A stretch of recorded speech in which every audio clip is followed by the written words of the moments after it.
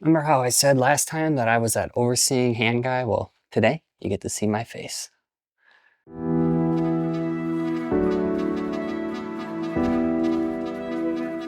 This is not gonna be a review channel for all tech and everything, but when I do get new printers in, I will try my best to get a good video of going over what I did. Now, this is not a sponsorship video by Elegoo by any means. I actually ordered this 6 months ago, believe it or not. And I have patiently been waiting to test this out because I have been restricted to a 220mm bed for a long time, so 256 is gonna be nice, especially height-wise. I'm looking forward to showing you guys in this video specifically what this bad boy can actually do in a 1x1 scale. Now let's get to unboxing this bad boy and getting it on my shelf so I can start using it finally. All right, upon opening the box, we got a nice little nifty user guide. Nothing too crazy. This is just going over the self-check installation. Make sure you get all those pins out of the guides. Here's our nifty user manual. Whoever reads those, 2025. And right off the rip, I believe we got the actual top glass piece here. Don't want to drop this, be careful. Taking out this next big foam piece. At the printer itself, this is pretty straightforward, but I'm gonna cut to the part where this is actually back up on the table because it's a little bit too heavy to pick up and move the camera at the same time. So I'll be right back. And the printer is on the table. In our little box of goodies though, gotta install a touchscreen. Got a little filament holder, which I almost never use these. I just print straight out of a filament dryer. Got our power cable. Got 50 mil worth of PLA, which if you're a 3D printer guy, you know you got a million of these. Got some glue, grease, the USB that I'll never use, and a couple of screws and tools to get this thing up and operational.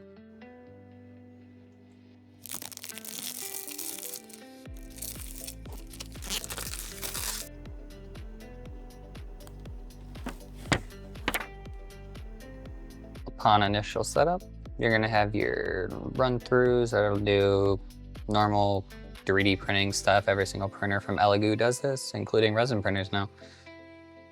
It just literally runs through, doop, doop, doop, make sure everything's good to go before you boot it up. And after undoubtedly the longest self-leveling I have ever seen, which is okay. I'd rather it actually be ready to go the first time I go to print and not mess up.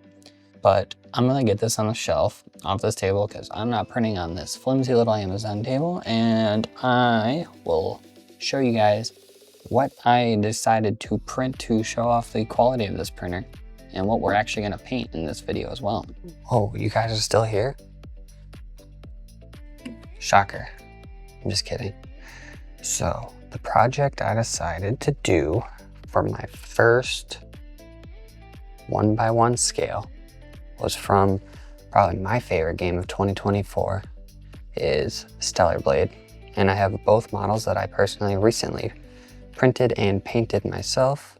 I also have the PlayStation title right here with me. Just a little bit of a display so you guys can see what I have over here. For now, I have a lot of printing to do, so I'm gonna cut over to that, get all the files rendered. And after roughly, I wanna say 4 days of printing, we got the last 3 pieces on the bed right here as of right now. I did cheat a little bit and printed the fittings as well as the last couple pieces just on my Flash Forge, just to speed up the process and do a little bit of YouTube magic. But here are some of the final assembly pieces all ready to go. Printed these around 0.16mm height because I'm going to be filling all these in with acetone and wood filler. And here we are. The blade completely assembled in one piece. It's not glued together or molded together or anything yet. And I have a lot of work cut out for me. There's going to be a lot of sanding with this one, even just the seams, make sure everything fits together. That's even before I get to the actual paint process of this piece. This thing, as you see, is absolutely massive. but the print quality came out absolutely amazing. Truthfully, the pieces that I printed on the Centauri Carbon came out amazing, and I didn't even have to support any of these pieces. I can't wait for you guys to see the finished project. This thing is gonna look so good. I can't wait to show you guys. That about wraps it up for me being in here blabbing behind a desk. I'm gonna get outside, get this thing started to primer up, and I'm gonna show you guys the process step by step of how you can make this blade look like a real life replica of the game. I'll see you guys outside. All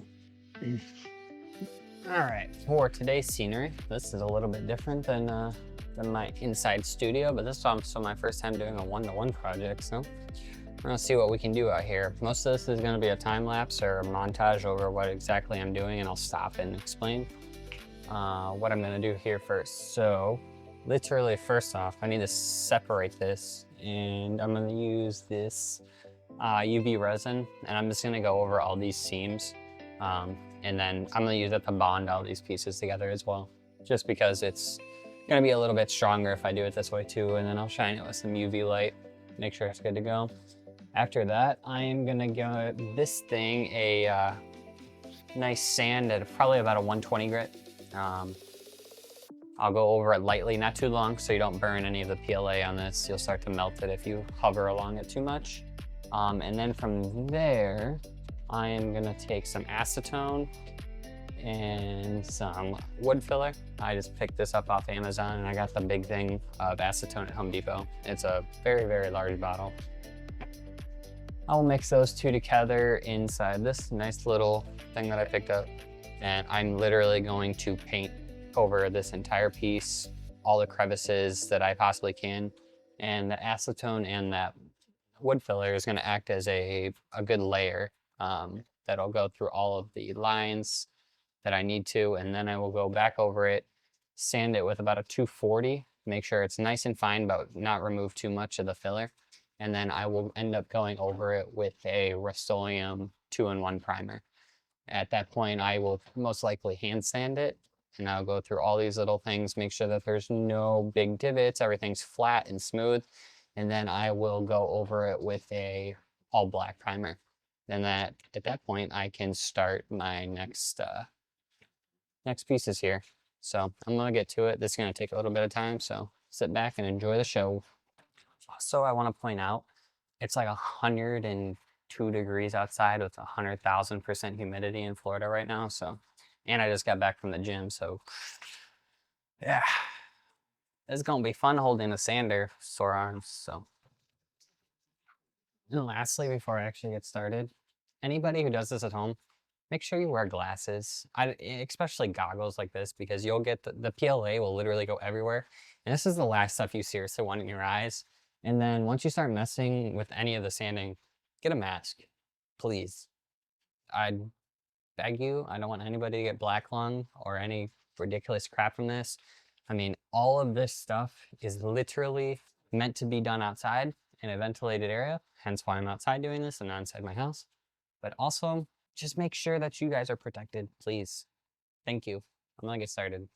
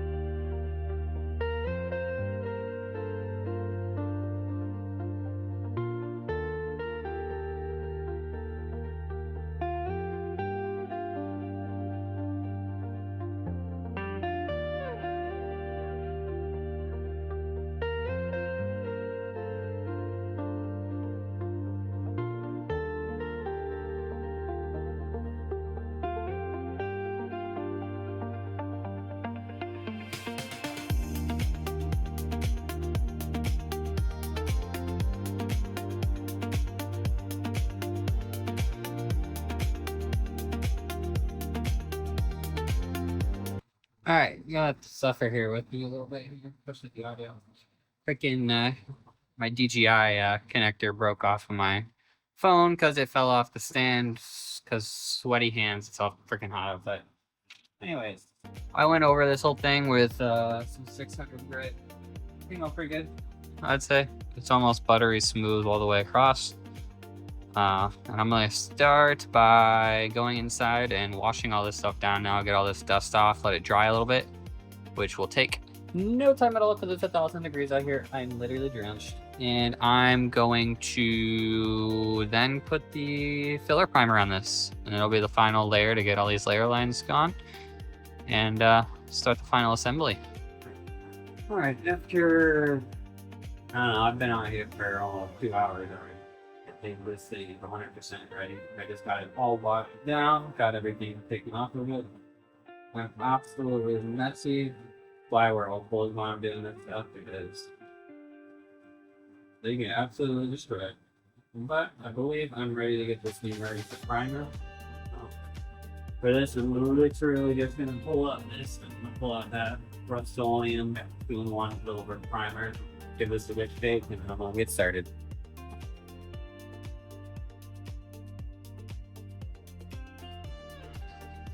I'm gonna give that about 20-30 minutes to completely dry before I go over it with some 1500 grit sandpaper. And yeah, I'm getting tired. It's hot outside. Like I said, I'm gonna let this dry and then I'm gonna get back to it. So it's just your normal flat black primer, and then I'll start hitting it with the metallic paints that I'm gonna be using on this, and put those up on camera one by one and show you exactly what I'm doing over a very, very fast time lapse, as in 2000% speed. Seconds for you, but probably 30 minutes for me to lay this down. So here we go. At this point, black primer laid. Just need to let this dry for 30 minutes probably. This stuff takes a little bit to dry. Next up, I just got this nice dark, I think it's called Night Black Metallic from Rust-Oleum. This is going to give that metallic feel that I'm trying to go for on the inside of the blade and the handle hilt, because those are all more of a metallic-y black. Trust me, I would do all this with an airbrush, but I would use all my paint very quickly, and this stuff's a lot cheaper than all the Vallejo paint, so this should still give the effect that I'm trying to go for until I go over it with the final effect. Kind of hard to tell on video here, but this has a pretty good sheen to it all the way up, I would say. It's like a nice little pearlescent, but all of this is going to end up being that gunmetal silver on the outside, but it's more for the metallics like this down there.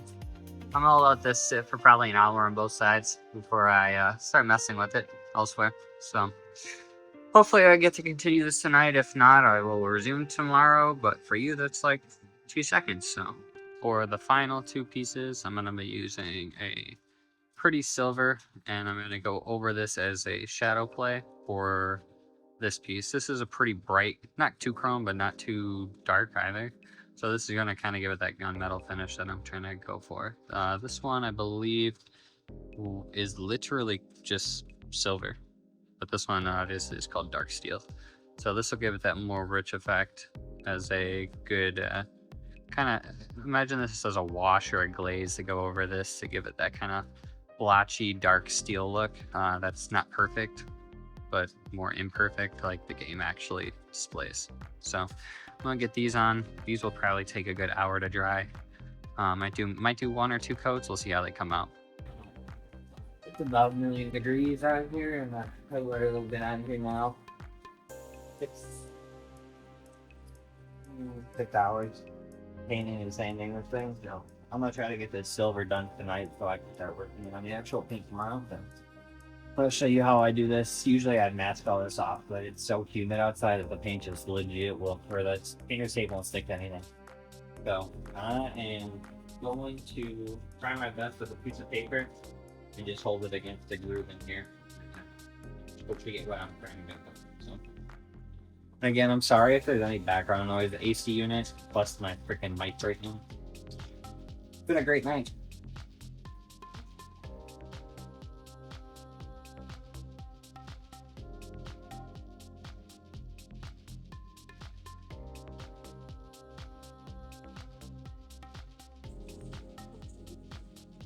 For the spray paint, I would pretty much say this wraps this part up. I'm probably gonna throw a good little clear on top of it just to make sure that I don't mess anything up, and then this is going inside, and I'll start doing all the hand painting. All right, back to the more space that you've seen before in my last video. Quick story, unfortunately, me being silly, I forgot to bring this inside last night. I was really tired, and it got hit by the sun for probably, I don't know, 2 hours. And with PLA, even though it's painted, PLA has a weakness with any sunlight or heat in general.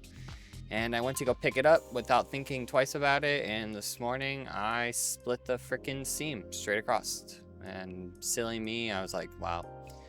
Had a moment, got over it. I tried my best to put something in here, but this is just gonna go on my wall anyway. I'm not trying to make this absolutely the most perfect piece in the world.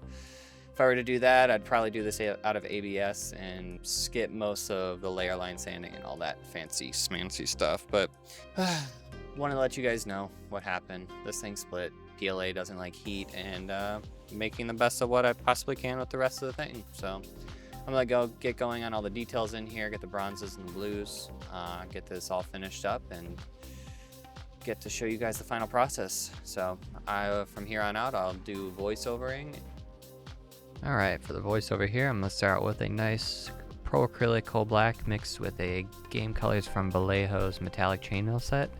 I'm just mixing these together to keep that pearlescent color that I'm looking for up the middle here.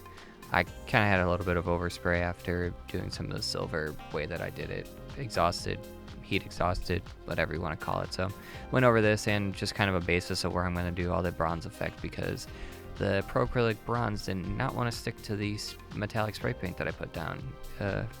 Imagine that. But I went over it a couple times, made sure that I got the color that I was trying to go for without all the bubbles and streaking that it was doing. So put all that together, and I'll go on from here. You get to see the back of my head majority of this because I forgot to move my tripod in.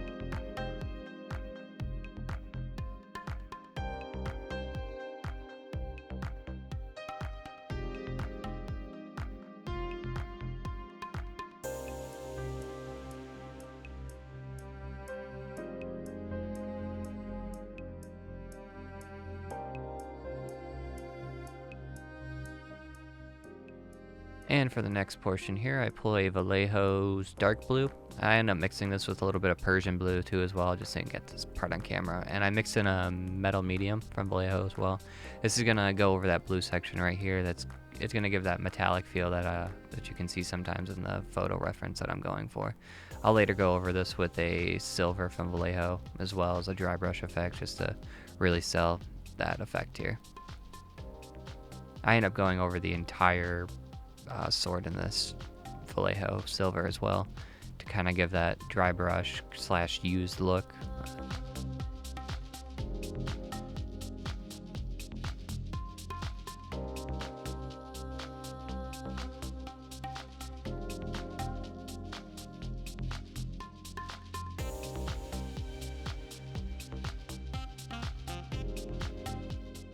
Oh man, was this one an absolute chore. I thought going into this specific model that I was going to get this finished within a couple days, and yeah, that did not go according to plan whatsoever. So here we are, the finished piece. I'll do some B-roll shots for you guys of this, but overall, I'm pretty happy with it, besides for the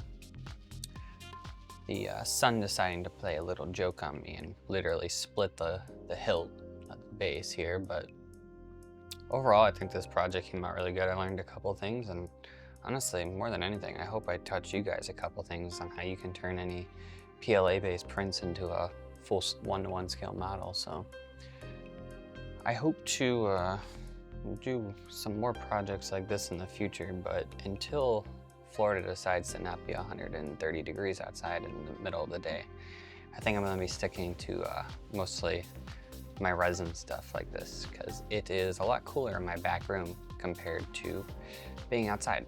So that's going to wrap up this video. Hopefully you guys enjoyed. If you did, please like, comment, and subscribe. I always look at the comments to do any future projects. So till next time, that's all I got to say. I'll see you then.